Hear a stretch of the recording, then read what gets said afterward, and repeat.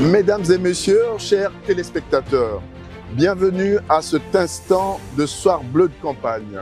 Ce plateau est érigé à Sibiti au 3e jour justement de cette campagne pour l'élection présidentielle.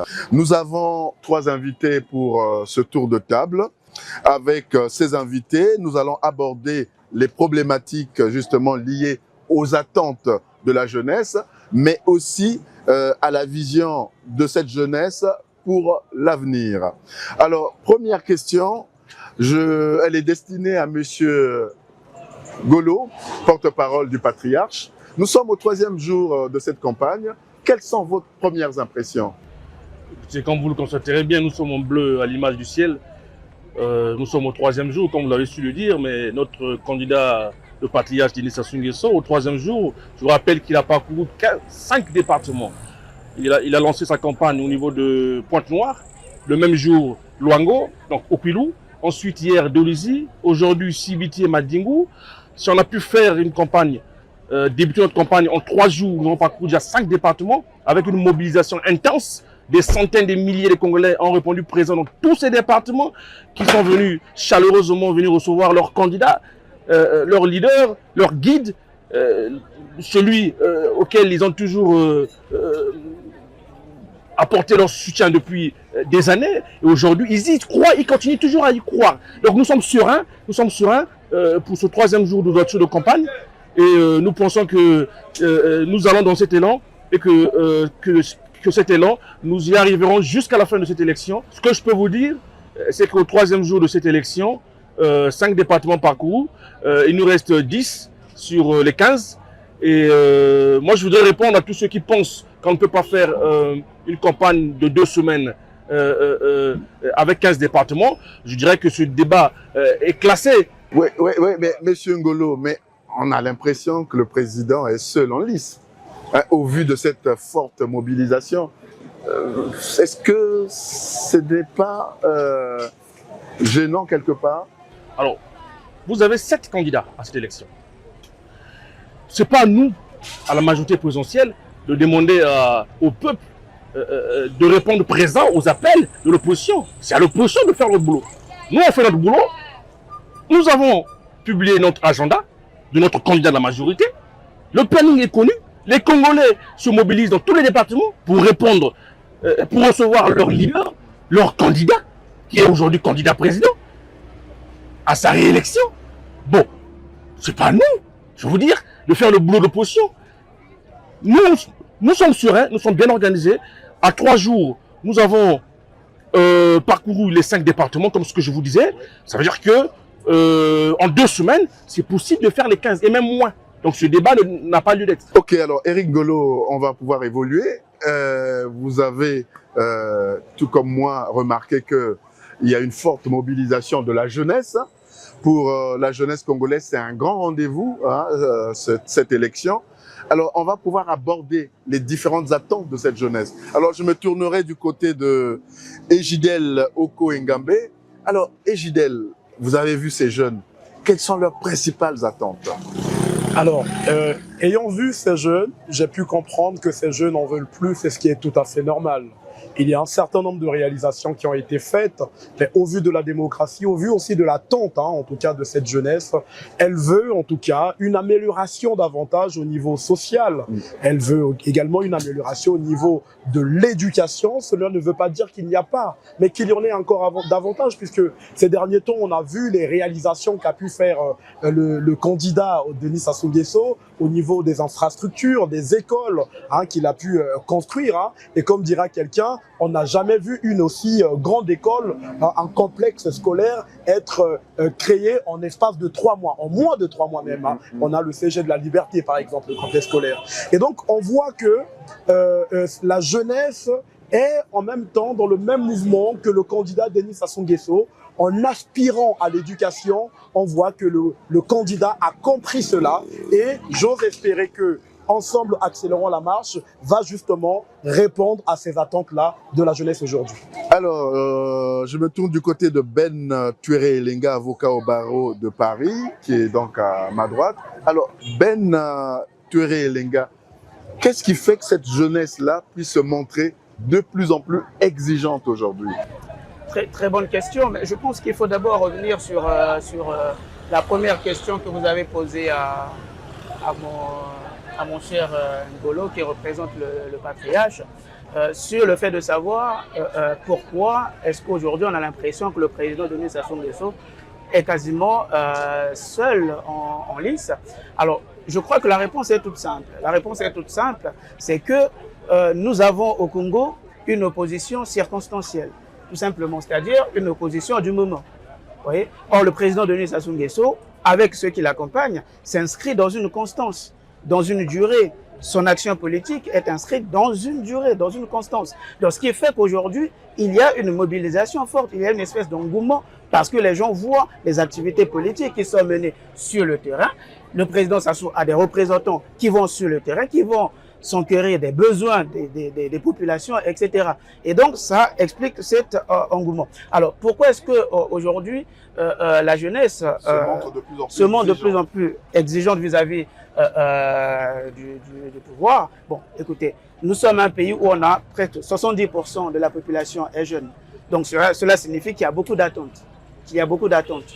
Et ça veut dire combien même qu'il y ait eu beaucoup de réalisations, la jeunesse sera toujours demandeuse. D'accord? Alors, moi, j'aimerais, et vous me pardonnerez si je vais peut-être entrer dans des technicités un peu juridiques. Au Congo, nous sommes l'un des seuls, on va dire, pays, en tout cas de la sous-région, qui a pu consacrer un conseil consultatif de la jeunesse. Son rôle, c'est quoi? C'est de recueillir les avis, des jeunes pour pouvoir les soumettre au pouvoir public.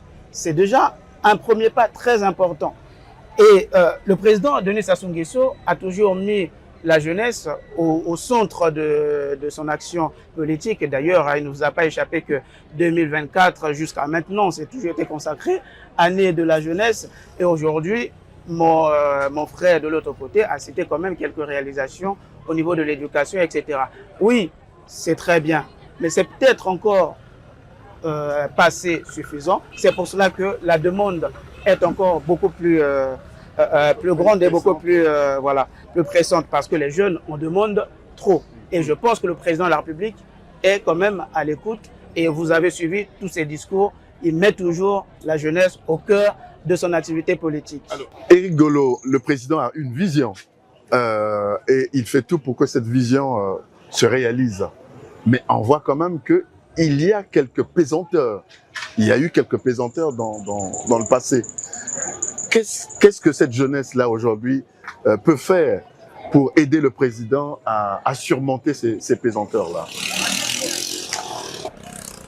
Déjà, ce qu'il faut se dire, c'est que la jeunesse est un état d'esprit. Voilà. Nous avons, via la dynamique GAE, Génération Auto-Entrepreneur, mis en place plusieurs initiatives, notamment l'initiative Matissa Affaires. Nous avons fait les 15 départements en un an. Nous sommes allés à l'écoute de ces jeunes. Ces jeunes ne cherchent que du travail. Ces jeunes, au fond, ils veulent avoir un emploi. Voilà. Ces jeunes veulent se lancer dans l'auto-entrepreneuriat. Et nous avons écouté ces doléances. Nous avions apporté la pierre à l'édifice. Nous avions accompagné des centaines de milliers de jeunes dans ce pays. Nous aurons des éléments.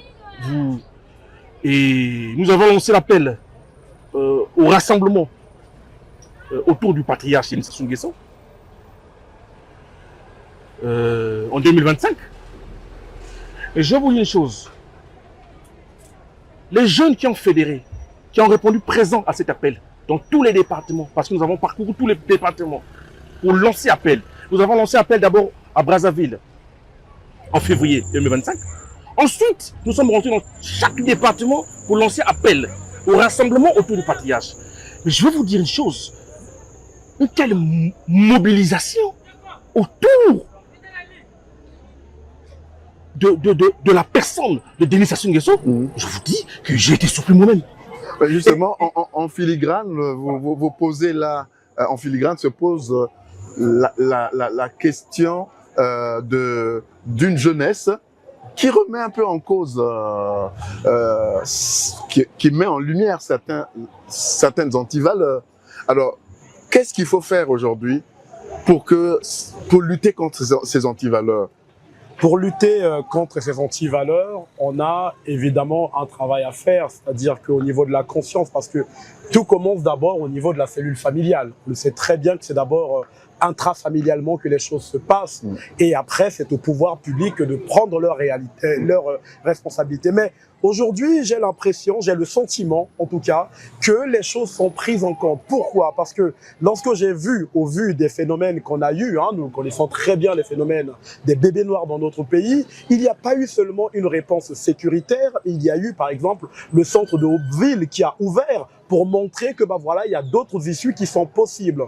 Accompagner ces jeunes, oui, il y a la sécurité, mais il y a également une réflexion à faire autour de la réinsertion de ces derniers. Et je pense que voilà, en fait, quand on parle d'accélérer la marche, c'est aussi une possibilité justement d'étendre tout cela à l'échelle nationale. Et avec l'exigence de la jeunesse, on parle d'une jeunesse qui est fougueuse, qui est quelquefois ambivalente. Voilà, elle demande une charge de responsabilité, mais en même temps, elle a une posture quelquefois enfantine. Donc voilà, elle a des attentes et le gouvernement, en tout cas le pouvoir, répond, mais peut-être pas assez vite à son sens, et on ose espérer que ça va s'accélérer. Alors, Ben Etouéré, est-ce que vous avez le sentiment que le président se trouve plus que jamais face à l'histoire, face à la population? Alors, écoutez, le président Denis Sassou Nguesso, qu'on le veuille ou non, est déjà dans l'histoire. Lui-même, déjà, il est dans l'histoire. D'ailleurs, je me rappelle, lors de son allocution devant le Parlement réuni en congrès, il nous a retracé quelques événements historiques qui ont émaillé la vie politique congolaise. Donc lui-même, il est pleinement déjà dans l'histoire. Et d'ailleurs, moi, c'est mon sentiment personnel, je l'ai toujours vu comme un véritable symbole, comme un monument vivant de la politique, non seulement congolaise, mais de la politique africaine de manière générale. Il suffit juste de voir comment ses compères le reçoivent, et ceux qui viennent même au Congo ici pour bénéficier des conseils de ce grand patriarche. Donc oui, le président Denis Sassou Nguesso, aujourd'hui, on va dire qu'il est face à l'histoire, parce que les contextes ne sont plus les mêmes. Aujourd'hui, nous faisons face à un monde où tout évolue vite avec les réseaux sociaux, le numérique, etc. Et donc, très rapidement, ça peut créer des fissures au sein de la société. Et lui, son rôle en tant que garant donc de cette même société, garant des institutions, son rôle, c'est de faire en sorte que tout le monde se retrouve dans la gestion des affaires publiques. Et d'ailleurs, là aussi, il faut le souligner, que le président Denis Sassou Nguesso a toujours opéré dans ce que moi j'appellerais démocratie consociative.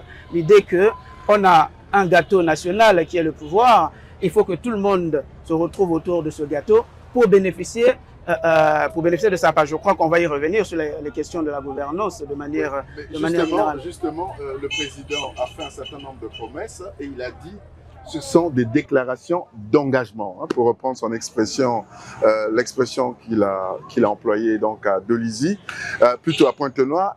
Qu'est-ce qui fera que ce qui n'a pas fonctionné hier puisse fonctionner demain? Alors, qu'est-ce qui fera que ce qui n'a pas fonctionné hier puisse fonctionner demain?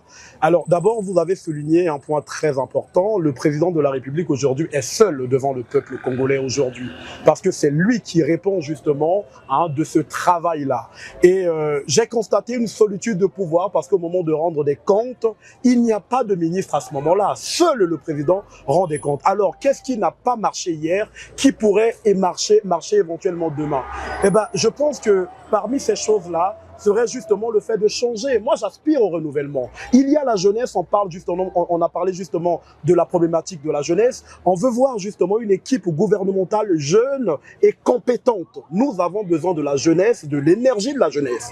Et tout à l'heure, Maître Ben a parlé de justement ces frictions qui peuvent exister, mais dans ces mondes où les choses vont très vite, où les jeunes comprennent ces réalités, il convient justement de mettre une équipe jeune et responsable et également engagée, sans oublier le patriotisme, et cela marcherait. Alors, Éric Golo, qu'est-ce qui va faire que ce qui n'a pas fonctionné hier puisse fonctionner demain? Même question. Pour répondre à votre question, je vais d'abord rebondir sur la précédente parce que vous ne m'avez pas laissé finir mon allocution sur les attentes des jeunes. En un mot, les jeunes veulent un nouveau pacte avec le candidat de la majorité. Voilà.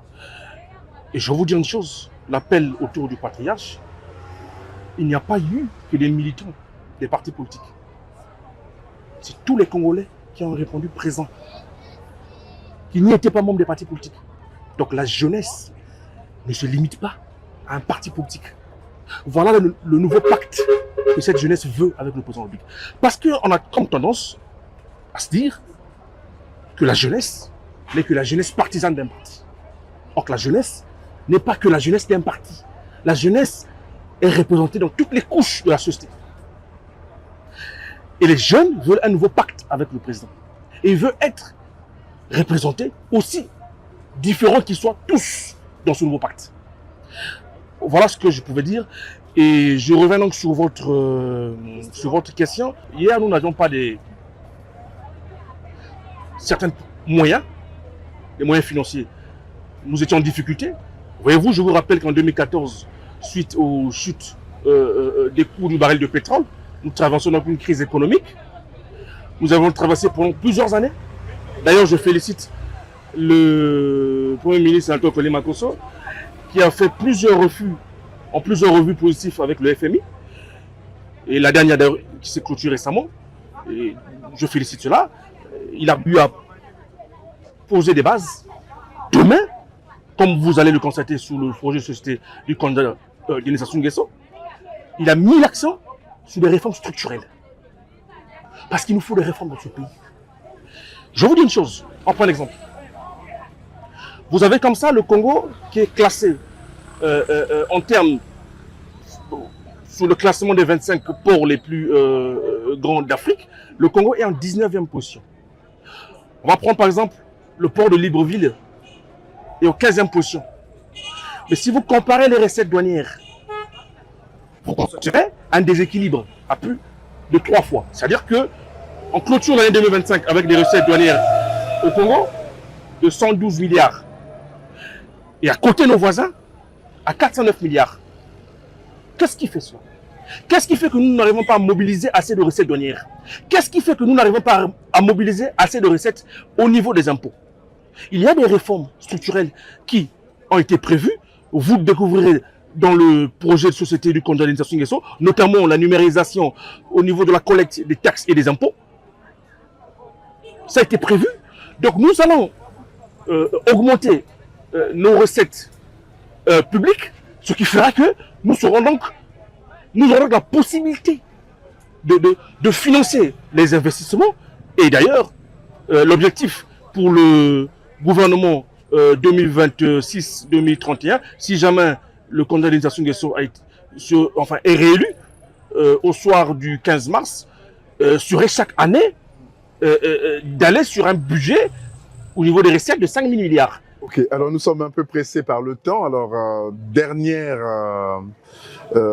donc votre dernier souhait, votre dernière intervention, votre dernier message. D'abord, ouais. Très rapidement, hein, en 1 minute, je crois que je vais être un peu dans le concret. Moi, j'ai été regarder le programme du président de la République, hein, accélérant la marche vers le développement. Et je crois que mon cher frère ici l'avait déjà amorcé. Alors, sur la question de savoir qu'est-ce qu'il peut encore faire aujourd'hui, qu'est-ce qu'il n'a pas fait hier et qu'il peut faire aujourd'hui. Aujourd'hui, il y a une réforme très ambitieuse, en fait, sur la rationalisation de la fiscalité. la fiscalité pour aller chercher donc des ressources additionnelles. Et donc, il y a la suppression, par exemple, de la TVA, qui est un impôt très complexe, hein, dont même aucun Congolais ne comprend les tenants et les aboutissants. Et donc, cette TVA-là va être supprimée et sera remplacée par une nouvelle taxe. On va aussi créer, il y a la possibilité de créer la taxe qu'on appelle la FAT tax, qui va donc en quelque sorte unir le régime de l'imposition des sociétés, ce qui va faciliter les sociétés, d'abord d'un point de vue en termes de démarches administratives, etc. Et surtout, ça va encourager les investisseurs. Parce qu'un pays, aujourd'hui, on parle des paradis fiscaux. C'est parce que dans ces États, il y a une fiscalité allégeante. Donc, ça encourage les investissements et ça permet de créer donc des emplois et de la richesse. Puis enfin, pour terminer très rapidement, le président aussi, je crois, dans la dernière section de son programme, a mis l'accent sur l'approfondissement de la décentralisation. Et ça... J'ai vu parmi les candidats de l'opposition, hein, personne n'en parle quasiment. La décentralisation, aujourd'hui, c'est un véritable atout du développement local. Vous savez qu'au Congo, il y a des disparités qui existent entre les grands centres urbains et les zones rurales. Et donc, dans l'esprit du président de la République, en approfondissant la décentralisation, qu'est-ce qu'il veut dire par là? Il veut tout simplement que l'État se contente uniquement des fonctions, à exercer des fonctions régaliennes, à déterminer des grandes orientations et des missions de péréquation pour éviter les inégalités, puis permettre maintenant aux collectivités territoriales de pouvoir exercer des politiques de proximité. Alors, Ejidel Loko Ingambe, votre dernier mot? Alors, mon dernier mot, je dirais tout simplement qu'aujourd'hui, nous parlons du patriarche Denis Sassou Nguesso. Et lorsqu'on parle du patriarche, on parle de legs, ce qu'il est capable de donner, de laisser justement aux générations futures. Et comme dira quelqu'un de très sage, aujourd'hui, le patriarche Denis Sassou Nguesso ne peut être comparé au jeune président, puisque là, on est en train de parler de legs. Et aujourd'hui, je dirais que accélérons la marche doit être du concret en soi. Et le choix de l'équipe pour les prochaines élections, en tout cas pour la prochaine équipe gouvernementale, elle est essentielle parce que c'est elle qui va définir également ce que le patriarche va léguer à la future génération. Et alors, ça, c'est très important. Merci beaucoup. Nous arrivons donc au terme de la première partie de cette émission. Tout à l'heure, nous vous retrouverons pour la deuxième partie.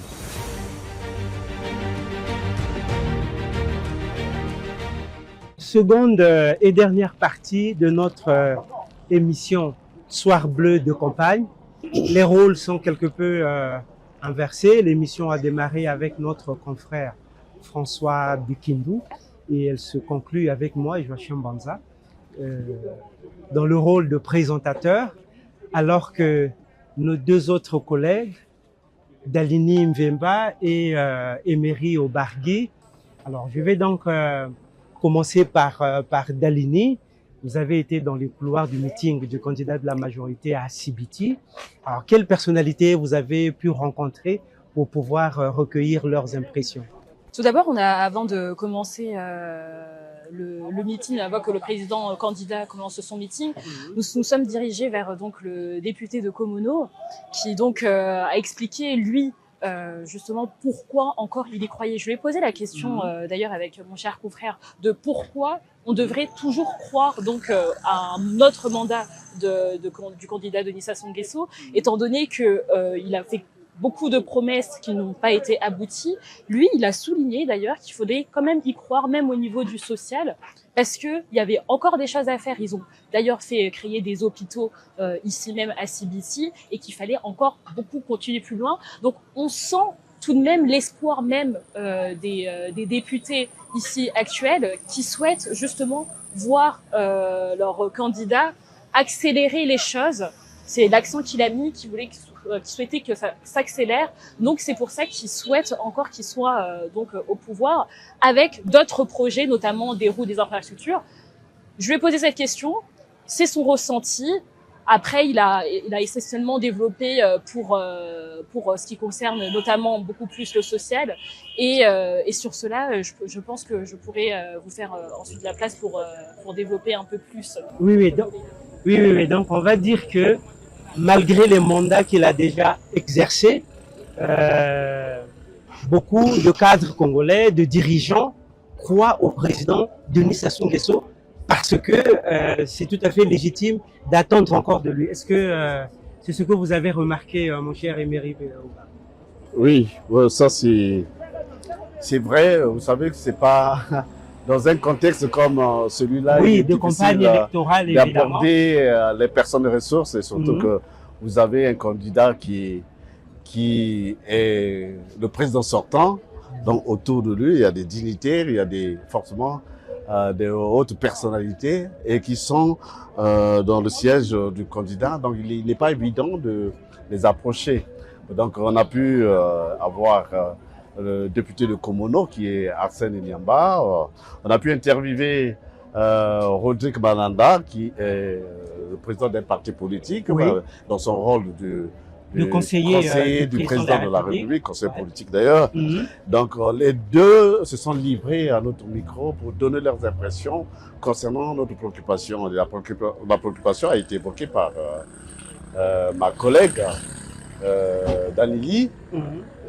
Pourquoi devrait-on continuer à croire au candidat président alors que beaucoup d'engagements ont été pris et qui sont parfois restés comme dans l'incertitude, hein, et qui sont restés parfois sans solution et tout. Bon. Et on a compris l'optimisme béat de la part de ces deux interviewés, sachant bien qu'ils sont de la partie du candidat, donc ils ne pouvaient que s'exprimer ainsi. Mais quelque part, ils nous ont dit les choses qui rassurent pour un lendemain. Mais ce n'est pas des choses du tic au tac que la jeunesse qui aspire à l'emploi, qui peut du jour au lendemain se retrouver dans des conditions optimales que l'on peut souhaiter. Mais c'est des promesses, ce sont des engagements qui peuvent s'accomplir avec le temps. Nous savons que c'est vrai, la jeunesse congolaise est composée, sinon la population congolaise, j'allais dire, est composée en majorité des jeunes. Donc des jeunes de moins de 25 ans. Donc il faut qu'il y ait des initiatives pour faire asseoir une bonne dynamique, une bonne politique d'emploi pour que cette jeunesse se retrouve après la formation, après les études, dans des cadres économiques, cadres sociaux, et qui va leur permettre de bien assurer le mieux vivre et aussi d'assurer leur avenir. Nous sommes dans le cadre d'une campagne électorale. Le candidat de la majorité, Denis Sassou Nguesso, a plusieurs cadres. Vous avez parlé de dignitaires autour de lui, mais vous êtes en train de donner l'impression que la presse a du mal à trouver auprès de lui des acteurs qui acceptent de parler. Est-ce que c'est pas paradoxal? C'est vrai que c'est après le meeting, nous avons eu donc la ministre de l'enseignement supérieur, donc Madame Delphine Edith Emmanuel, nous l'avons eu, et c'est vrai que lorsqu'on lui a demandé qu'en était-il des opposants, est-ce que justement, étant donné qu'on est dans une ville aussi même d'un opposant aussi, qu'en est-il? Et elle a dit, hein, vous allez voir dans les images, qu'elle ne souhaitait même pas commenter là-dessus. Elle soutient justement son propre candidat. Donc il y a aussi cette distance qu'on a pu souligner, qu'ils sont là, en tout cas pour soutenir vraiment leur candidat jusqu'au bout, vraiment jusqu'au bout. Donc c'est vrai que mais ils n'ont pas forcément ce tabou à le dire. Ils l'assument complètement face caméra lorsqu'on leur a posé la question. Donc c'est vrai que certes la presse, elle est là pour être sur place, pour poser les questions. Eux aussi sont là aussi pour nous répondre. En tout cas sur ce coup-là, il n'y a vraiment pas de tabou sur ce point-là. Et vous allez le voir sur les images. Hein. Donc Madame la ministre a bien dit que elle était là pour soutenir et qu'elle ne souhaitait pas faire de commentaires là-dessus. Donc au moins c'est clair. Chers téléspectateurs, maintenant nous allons suivre les reportages réalisés par notre confrère Emery Obargui et notre consoeur Dalini Vemba, ici à Sibiti, en plein meeting du candidat de la majorité.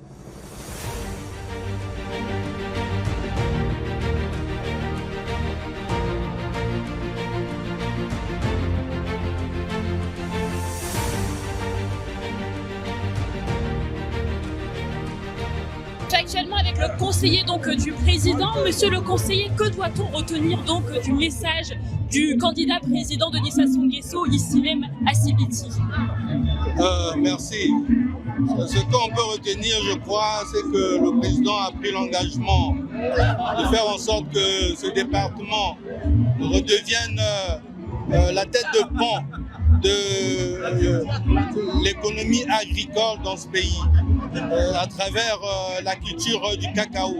Parce que dans le passé, ce département produisait beaucoup de cacao et là, le président a pris l'engagement de relancer cette culture dans ce département pour que ce département devienne donc la tête de pont de l'économie agricole au Congo. Alors, quelle serait la particularité pour le prochain quinquennat? C'est l'accélération donc de l'exécution.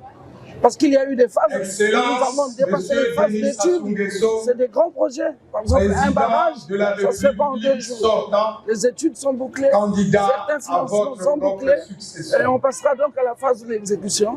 Vous pouvez imaginer le sentiment que je ressens parce que nous avons été à Pointe-Noire, nous avons été à Luango, hier nous avons été dans le Niari, aujourd'hui la Lekumu, mais nous sentons une adhésion exprimée par les populations de tous ces départements qui ont justement, avec des mots appropriés, que ce soit les jeunes, les femmes, les sages, ils ont tout simplement pris rendez-vous pour le 15 mars et rassuré monsieur le candidat président que le vote en réalité ne sera qu'une formalité tant ils soutiennent son projet de société.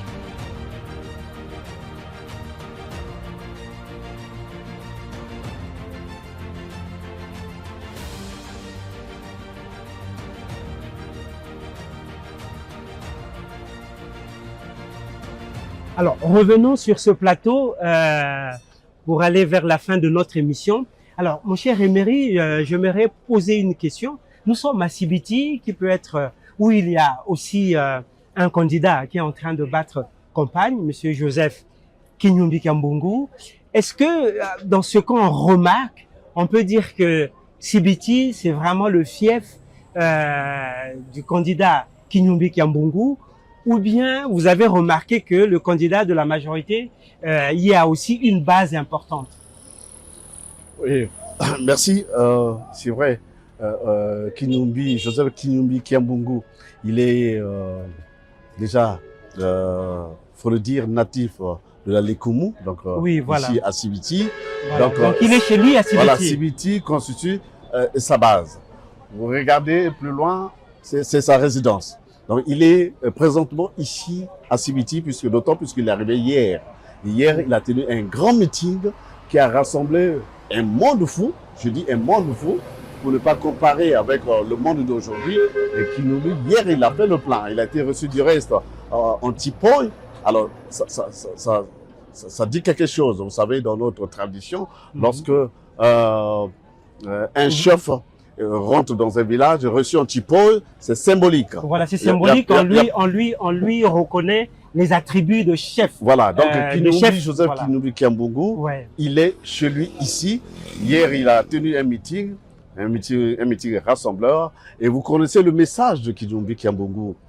C'est carrément l'opposé de message du candidat de la majorité. Oui. Voilà. Donc, aujourd'hui, avec ce que nous constatons dans le pays, avec ce que les populations ont de vivre, que ce soit le problème d'eau, d'électricité, les problèmes qui sont récurrents, de route, les problèmes d'emploi et tout. D'emploi, d'hôpitaux, d'écoles. Voilà, il faut qu'il y ait quelqu'un qui vient avec un message nouveau.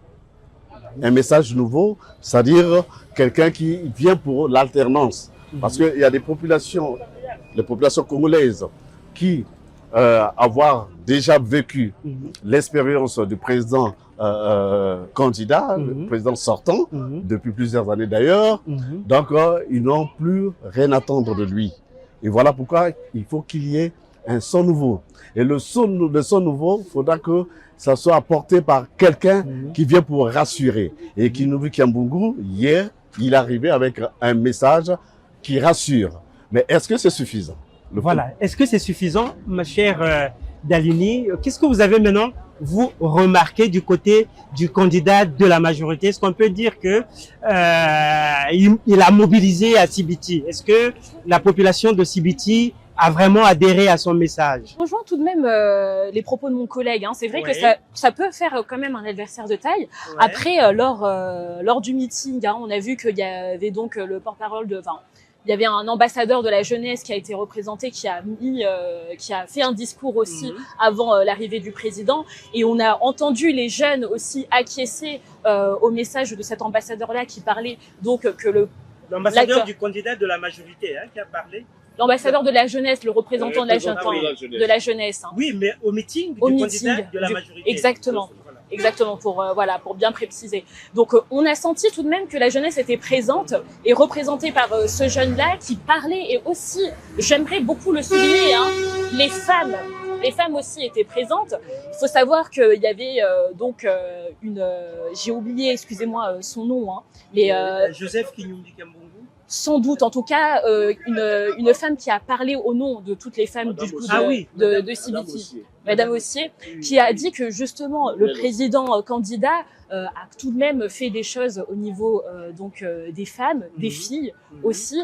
Donc c'est quelque chose aussi, lors de la foule bleue et rouge, on a pu voir cette synergie-là. Les gens étaient accordés, et surtout les femmes aussi, on entendait cette voix-là qui, je trouve, était assez... je trouve que là, à Sibiti, on a pu entendre enfin les femmes. Certes, la jeunesse est là, et là, lors de ce meeting, on a pu les entendre. Après, je rejoins tout de même quand même les propos de mon confrère que ça peut être quand même une bataille assez rude, parce que c'est quand même le fief de l'opposant. Ça peut se discuter. Est-ce que lui aussi, il a des projets pour ces femmes-là et pour ces jeunes-là? À voir. En tout cas, comme vous l'avez dit, est-ce que c'est suffisant? On le verra. Est-ce que là aussi, là aussi, reste à savoir, ici, Madame Muriel Ossier, qui a parlé au nom des femmes au meeting du candidat de la majorité. Si elle a été, les femmes de la Likoumou, si elle a été mandatée par les femmes de la Likoumou, parce que nous savons que Madame Ossier est membre de l'organisation des femmes du Congo, donc une organisation qui appartient au Parti congolais du travail. Elle est ressortissante du département de la Likoumou. Oui. Voilà, donc on ne dira pas qu'elle a parlé au nom de toutes les femmes de la Likoumou. Mais ça c'est... elle a parlé naturellement au nom des femmes et qui appartiennent à l'obédience du candidat président. On les a entendus. Voilà. Une chose que le président avait aussi hormis quand même de mentionner. C'est vrai qu'il y a beaucoup les jeunes, mais aussi les femmes et les filles. Je trouvais ça quand même important et symbolique d'avoir, en tout cas, leur laissé cette parole-là lors de ce meeting avant qu'ils prennent la parole. Alors, un dernier mot. Est-ce qu'on peut dire que ici à Sibiti, au-delà de Sibiti, à travers le département de la Likoumou, l'enjeu électoral pourrait être important entre le candidat de la majorité qui est venu y faire son meeting et un des candidats, notamment l'opposant Joseph Kinyumbi Kambungu? Je dirais que à Sibiti, l'enjeu va être de taille. De taille, pourquoi? Parce que, vous savez, comme j'ai dit dès l'entame de mes propos, que ici c'est le fief de Joseph Kinyumbi Kambungu. Voilà. Donc, il a une base ici. Et s'il y a une localité où Joseph Kinyumbi Kambungu pourra accomplir un grand score, voilà, faire un score important. Un score important, c'est bien à Sibiti, mais pas ailleurs. Ah, mais pas ailleurs dans la Likoumou. Pas au-delà de la Likoumou. Un grand score, je dis bien, c'est à Sibiti. Oui, ok. Je ne vois pas Joseph Kinyumbi Kambungu faire un bon score, par exemple, dans la cuvette, dans la Likwala, dans la Sanga ou ailleurs. Mais c'est ici. Donc c'est ici qu'il doit beaucoup se concentrer. Il doit maximiser ses efforts pour vouloir réaliser un bon score. Bon, le président Sassou, vous savez, par rapport à sa longévité au pouvoir, il est beaucoup aimé, adulé par les Congolais. Donc, Dans tous les départements du pays, le président Sassou est appelé à faire un bon score parce qu'il a une base. Il a une base et par rapport aussi à son expérience, il part largement favori pour cette élection présidentielle. Mais à Sibiti, s'il y a match, ça sera entre le candidat Denis Sassou Nguesso et le candidat Joseph Kini. C'est votre analyse, mon cher Emery, et merci bien. Alors, un dernier mot. Si je pouvais rajouter un dernier mot, en tant que journaliste justement international de l'actualité africaine, ce que j'ai vu pour avoir assisté à ce meeting-là, c'est que, à mon avis, certes, il y a un opposant qui est, à ce jour, c'est son fief, mais il a beaucoup, le candidat Denis Sassou Nguesso, souhaité que les personnes donc de Sibiti aillent voter pour, je cite, faire un chaos. Donc faire donc un coup KO, c'est ça. Donc moi de mon analyse en tant que journaliste international de l'actualité africaine, je vois que donc le candidat souhaite que, au contraire, que l'opposant ne fasse pas un gros score dans son propre fief et pour le coup que tout le monde se rejoigne à lui. Donc à voir, mais c'est ce qui est beaucoup ressenti, c'est un appel donc à, si je puis dire, entre guillemets, à faire un coup KO comme il a repris pour prendre son expression pour conclure. Merci, chers téléspectateurs, de nous avoir suivis. Soir Bleu va continuer ses émissions tout au long de cette campagne et c'est toujours avec un grand plaisir que l'équipe ici sur le plateau et nos collègues vous retrouvons chaque soir. Merci et à bientôt.